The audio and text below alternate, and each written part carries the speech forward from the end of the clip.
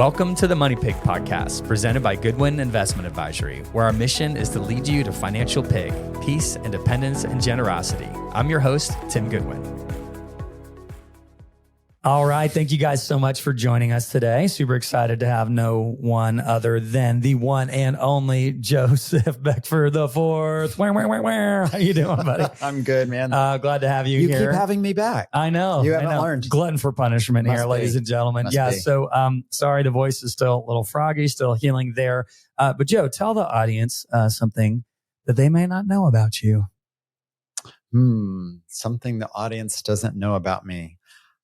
At the ripe old age of 60, I learned how to e-foil. Hey, let's unpack that a little bit more. Unpack that a little bit, right? I'm totally fine to stay on the subject of E, short for electronic foiling. Man, walk us through that. Awesome. Okay, so we were actually going to a Fidelity conference, and none other than Tim Goodwin is strong-arming me into e-foiling, which I've never done before, but I like outdoor sports. I like water. I like all that stuff. You weren't exactly gung-ho. I wasn't gung-ho. There's a bit of like kicking and screaming. Yeah, I hate cold water. And I know the West Coast cold water is typically cold. Yeah. And so I thought, I don't know that I want to do that. That's going to be a lot. Anyway, you said it's going to rock your socks. And besides, I already booked it, so you have to go. Yeah, I was like, okay. Paid for, man. So we went, and I had a blast. I just had the time of my life. Yeah. I mean, it's like a cross between wake surfing and snowboarding. Oh, I would say it had a lot of the same elements. I like that. Yeah, it was a lot of fun. Man, it's super cool. So you're on like a stand-up paddleboard. It's got an underwater mask called a foil. And if you've got a wave, you just need that motion to get you up out of the water. We were in a bay. You got a remote that controls a little electronically powered propeller, big battery in your board. And if you can get your weight right and get your speed right, you can kind of shift your hips and move up out of the water. You're like the Silver Surfer, just surfing around. You feel like you're flying. It's like you're flying. It was so cool. Like you can't even hear the water really breaking on that foil. It's just the little sound and hum of that propeller going. And the only thing, between you and disaster is just managing your balance. Yeah. And as long as you can mentally say, I got this, then you got it. As soon as you mentally say, I'm going to fall, you're going to fall. You're going to fall. Well, and we're smart because we, wear helmets. For sure. Highly recommended. But at least, when you fall in water, just as long as you don't hit the board on the way down. So yeah, that's awesome. I love e-foiling too. So I'm glad we've got another believer, another converted. I appreciate you pushing me out of my comfort zone. So that was good. You did great. And I was like, okay, I've done it 3 times. Joe's first time, you're up there flying around up out in the sky. I'm like, oh man, it took me forever to get there. First time, super impressed. So, awesome. So today we are here talking about it's actually our guide, our workbook right here called the Legacy Will. So this is it. Yeah. Ladies and gentlemen, ta-da, Vanna White action here. So let's talk about why the Legacy Will. So why the Legacy Will? This is actually something we give clients, our new clients, in their welcome package. Right. Their welcome to the family package. And we really try to show our clients over time that we care more. We don't know that we care more than competitors. There's some great competitors out there, but we like to kind of try to prove to our clients over time that we care more than they would expect us to care. Right. This is one of the ways we do that by saying, hey, you drank from a fire hose, you hired us, we do your financial planning and all that stuff. But now let's talk about maybe taking some time to not just be intentional about your estate planning and how you're leaving the money, how you're leaving the assets, but there's other things about you, about your family, about your parents, your grandparents, that a lot of us call your legacy. Mm-hmm. And that's why we call this the Legacy Will, and giving you this opportunity to have this fillable PDF. Check out the show notes to download the guide. It's a fillable PDF to fill out some of these things that maybe capture part of what makes you, your family, you, something really cool to share with your kids, your grandkids. I really love this picture here that Tara chose, our content creator, because you can tell that this is probably not their parents, right? Probably the grandparents here, young kids, right? But something I noticed that the grandparents are wearing, what are they wearing? It looks like they're wearing aprons. An apron, right? Oh. So if they're wearing an apron with their grandkids, maybe they did some painting, or maybe they did some baking or cooking or something, like they're doing something active with their grandkids, which is definitely making a memory, which we're all about. So as far as starting with the end in mind, we want to inspire you to also have a legacy will, whether you download ours for free. I actually keep mine on my on my phone on an Apple Note. I'm just updating it in real time.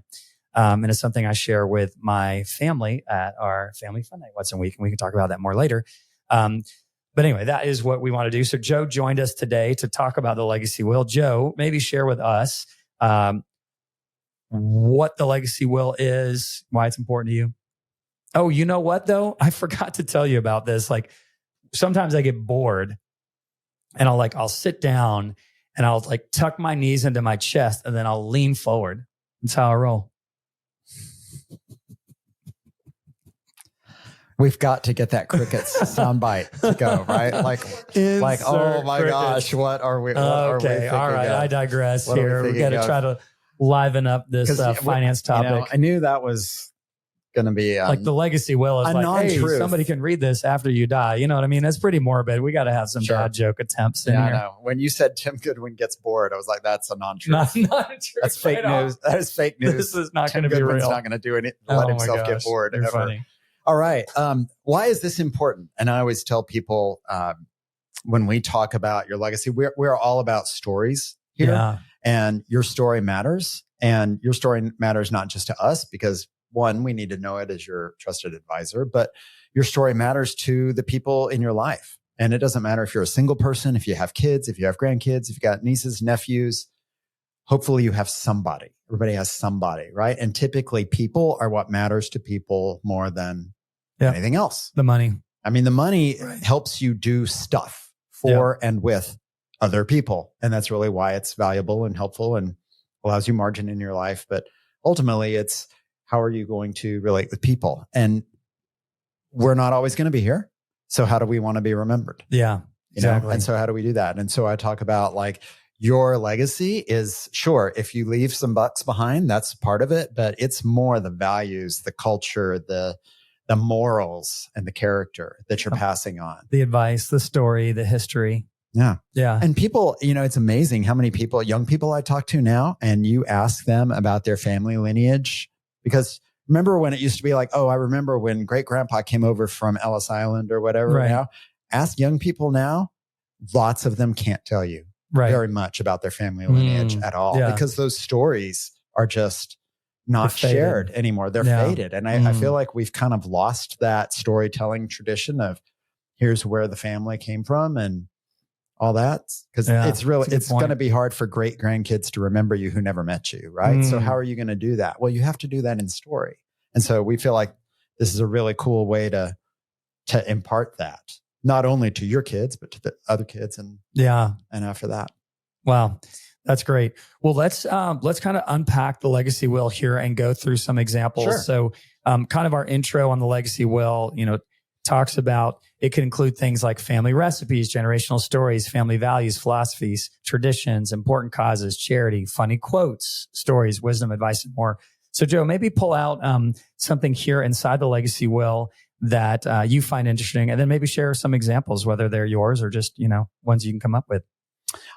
So one of mine, I love at the very beginning, our first one says list 10 of your core values. A lot of people, probably including myself, I'd have to sit down and really think, what are 10 of my core values? Right. Like off the top of my head, I can think of integrity, honesty. I mean, maybe those go hand in hand.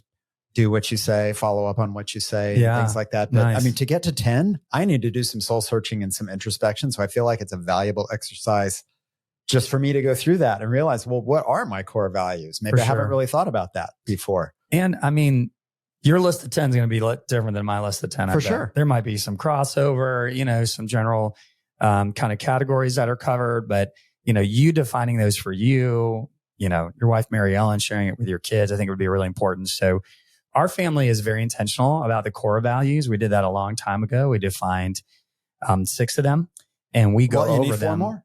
I know. I'm going to have to brainstorm 4 more to complete the legacy will. Yeah. Right. So, and then actually we try to meet once a week as a family for dinner, and we always do dessert first. So we kind of. Why do you do that, Tim? Well, so maybe the kids actually show up and want to come, right? And it makes it fun. But during dessert first is when we go over our core values, and I share something from my legacy will. So we always go over the core values. Some examples of our values are be loving, be a second miler, be adaptable, be faithful. Be honest is on there, the one that you mentioned earlier. And so then I'll pull something from my legacy will, which may be a quote, a famous quote that I like, or maybe it's a quote from a family member. There's another example in there that I'll share, which is kind of, maybe surprising, but like recipes, right? So my 100%. Mom really got into this recipe of this carrot souffle that was once served at the White House years ago. So I have that recipe. I have the picture of the recipe card, in the legacy will. And it's something that I really enjoy and that I want my kids to know, that their Nana and their mom and dad really enjoyed this recipe. And it's this cool little White House story. It was served there, this carrot souffle. So that's an example. So what's another one in here, Joe, that you want to highlight? Well, I love you said recipes. So one of them in here says, talk about recipes. And you're right, because legacy that gets passed down a lot of times is a family cookbook. And I've got a cabinet full of old family cookbooks. And the things that some of the ones that are most valuable to me are ones that my grandmother hand wrote notes on the side, or she'll scratch out an ingredient and go like, this was terrible, add this instead, sort of thing. This recipe has been upgraded. Yes, this is the upgraded 2.0 to Grandma 1. But I think of one of the things my mom left me was we were really big in Thanksgiving family. And so we'd have a big Thanksgiving meal and have all the family over. And it was one of 2 times a year that we used the whole big dining room table, and probably then some. All the china. Yeah. And, she taught me how to roast a turkey and make the stuffing. And so we get together with family now coming and everything. It's a highly valued skill. And I am always I get to make the stuffing. Yeah. Because it has to be. That's cool. You just reminded me of one that I haven't captured in my legacy will. And my dad has one of those old metal meat grinders that attaches to the table. Okay. But he doesn't grind meat with it.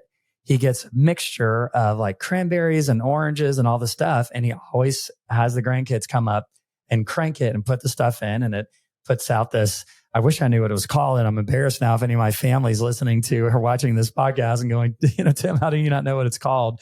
But it is a mixture of some of these berries and fruits. That's sort of like a dressing or a souffle or something that you have at Thanksgiving. Wow. So, yeah, kind of a cool thing. Yeah. I mean, that's a huge thing. How many people are breaking that out? That's a unique thing for your family. I'm not sure that thing gets used for anything else, that meat tenderizer thing that you crank. So one of the ones I love is that 2 lessons that you've learned. And so as I recall what's in my legacy will, what I've shared with the girls before, is the difference between having a fixed mindset and a growth mindset. So I've actually captured this somewhere, whether it was a book I read, probably where there was an illustration. I took a picture and actually put that in my Apple Note legacy will and gone over. What does it look like what things are you saying? What are you experiencing? And you got to realize that you've got a fixed mindset. What is the posture? What's the attitude of somebody with a growth mindset? So that's one of the lessons that I have to hopefully encourage that. Another lesson I have, which is, definitely kind of corny, is I've really been grateful to be able to be involved behind the scenes in some nonprofits. And I discovered this process to affect change in a nonprofit, which is hard because it's volunteers. Sure. And so you show up in this nonprofit and you're like, man, we really need to kind of change something dramatically. If the new leader just shows up and does that, you're probably not going to get buy-in a whole lot. So I literally have this process, the step-by-step process of how to enact change for the better in a nonprofit. So I have that process and I walked them through it before. They're a little young now, but they're like, what is this guy talking about? What is this guy talking about? Well, when you start this foundation years from now, you will know what to do. Yeah. I mean, it probably works in your family to a degree and, probably works in your company to a degree. But as a volunteer in a nonprofit, you can get away with pulling off these steps and you'll have a lot of buy-in. So yeah, that's pretty cool. Kind of nerdy, but it's true. It's in there. I like it. What else you got over there, Joe? Talking about quotes. Yeah. And I don't know who said this or, I'm sure I'm plagiarizing this and grabbing it from somebody else and paraphrasing it. But I have this quote that I tell with the kids and I tell clients all the time. And I just believe that if you're not growing, you're dying. And so I've heard you say that. Yeah. Tons of time. And I mean, I'm talking about if you're, 18 years old or if you're 88 years old and you can be, I'm not working anymore. I'm retired and I'm not really doing a whole lot of stuff during the day because maybe I don't feel good or whatever, but what are you doing to enhance your life? What are you trying to learn new? What are you reading? Who are you talking to? Whose day are you making brighter? You know, you're growing somehow. And I don't mean growing money. Again, I don't mean growing money. You do that as well. Yeah, I mean, you can, but that's not what I mean. So, I mean, the day, and maybe that's more like a fixed mindset kind of thing. If you're not open and encouraging and growing and learning, you're on the decline. Yeah, so I love it. Your body's going to decline for you. You don't need to help it. One of the other quotes that I love that you and Mary Ellen say is that money either has names or wings. Mm-hmm. It's got to have one of those. If it doesn't have a name, it has wings. It's got one or the other. That's right. If you don't want it to have wings and fly away. That's right. You got to give it a name. And that's just, another word for that is just be intentional. Yeah. With your money, right? So I've got a quote that I'll share. I love quotes. So this one is from the movie Glass Onion, A Knives Out Mystery. Have you seen that one? I have. I like that movie, movie, have you seen that one? Angela, our producer? No, she's not seen it, ladies and gentlemen. She's hiding behind the camera. So I like that one. Detective Blanc, he said, he has like a great, accent, he's got his like cigar and all that kind of stuff. He's like, it's a dangerous thing to mistake speaking without thought for speaking the truth. So I kept pausing it and rewinding it and typing it all out. I like it's that. a dangerous thing to mistake speaking without thought for speaking the truth. I think it's a lesson for everybody. Just because something is said doesn't mean it's true. Take some time to think before you speak. Right. So, and then I like that. Well, I was reminded because I saw a different quote by her, but one of my favorite quote makers is Maya Angelou. And one of my favorite all-time quotes from her is, people will forget what you do. They will forget what you say, but people will never forget how you make them feel. And so that's very important in our organization here, but it's important at home and, something we try to teach our daughters. So 100% feeling is what connects memories. Yeah. Right. So you're like, I don't know how that guy made what he said or, what he did. And that's like when folks are like, hey, I want to leave you a Google review. What do I say? And I say how he made you feel. Mm-hmm. People are thinking about, I want to come do an intro call. I want to come do a first meeting, but I don't know how I'm going to be treated, how I'm going to feel. Are they going to talk over my head? Are they going to understand my things? Are they going to tell me I'm crazy? We'll read the reviews and see, see how we make people feel. So very cool. Anything else in here, Joe, that you wanted to bring up here before we wrap this up? We're all flipping through it. You might can hear that. I like it because it's, I don't know. It says, what are pieces of advice and wisdom? How would you like to be remembered? I had a friend who one day said, imagine that I'm making your headstone and I can put 10 things on your headstone. What 10 things? It's a big headstone. What 10 what things? What font size is this? It's times New Roman 12. Oh, gosh. So it's kind of small. Oh, you got a lot of room. It's kind of small. All right. Yeah. Anyway, so I'm going to put 10 things on your headstone. What does that look like? And that looks to me like this, how would you like to be remembered sort of thing, So almost That's like good. make it easy for your family to impart, like, what was grandpa like? He was like this, this, and this, and this, and this. And then the other part is, if you write it down, how would you like to be remembered? Do a little bit of introspection on yourself as well and say, do I live up to that? And if I don't, well, I'm still here. I've got time to fix that. So I would like to be remembered for being somebody generous. Well, are you somebody generous? If you're not, it's time not for too some late. alignment. Yeah. So I like that kind of exercise. So to me, it's like, it's a personal growth. It's a check, but it's also imparting to next generation. So that's cool. I think it's a great thing to sit with your spouse, significant other, or friend, have a glass of wine, fill it out, and talk about that stuff. Maybe more than one. More than one. Late this night. This is not a 1 hour exercise. This is going to take some time. Might have to take it in parts. Yeah. Well, I'll end with one of the things that I put in mine is a list of our family favorite movies, Goodwin family classics. So that's kind of fun to put in there. A little bit of like weird trivia about Tim Goodwin. Do you know what my favorite movie of all times is? I do. Do you want me to tell you? Yeah, you can say I think I do. Yeah. Is it Condor Man? It is Condor Man. Yep. Condor Man. Forgotten about Disney classic. I just love the cheesy bad acting. I love the whole everything, all the quotes. But Gladiator, and Braveheart and, Lord of the Rings. There's like a list of them. So it's kind of fun some we got to wait for the girls to get a little older before we show them, Sure. Some we've worked in there, but those, even not just for me growing up, for Maureen and I in our marriage, what are these movies we watched that have been like really great pillars that we would want our girls to watch? So highly recommend that. Yeah. And your legacy will as well. So, well, thanks for listening. If you made it this far and we didn't lose you already, don't forget to check the show notes to get your downloadable legacy will and check that out.